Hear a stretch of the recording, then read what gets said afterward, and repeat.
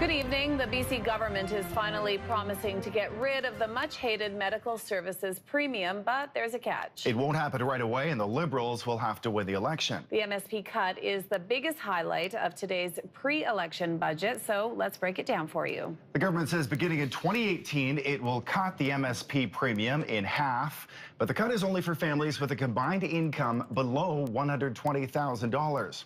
According to the Finance Ministry, a typical middle-class family with 2 children would save about $900 a year. The government isn't saying when the other half of the MSP premium will disappear, but as our Legislative Bureau Chief Binder Sudjan reports, is all part of a plan to convince voters to keep the BC Liberals in power.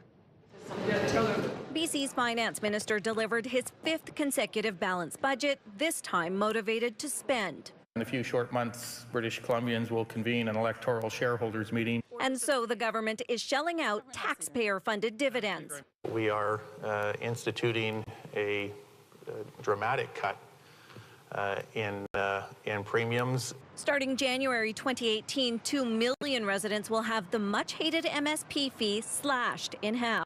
The first step is getting the minister to admit he had a problem. Finally, he's done that, come up with a great solution. I've never done a happy dance in the budget lockup before, but I did when I saw this announcement. Single people earning $42,000 to $120,000 can save $450 a year. Couples without kids who make $45,000 to $120,000 will save $900. Those with 2 kids need a combined salary above $51,000 for the full discount. Those with lower incomes will also save, but since they pay less already, the amounts will be smaller. There's also a catch. You only get the break if you register. This is not going to provide, I think, their MLAs to go out campaigning and their candidates the kind of wow factor that they were hoping for in this budget. That's because many employers already cover MSP, and there's no timeline for eliminating them. The fiscal plan lays out what we are in a position to do over the next 3 years based on these forecasts. If we can do better, we can do more. 2016 surplus is pegged at just under $1.5 billion. After that, a few $100 million.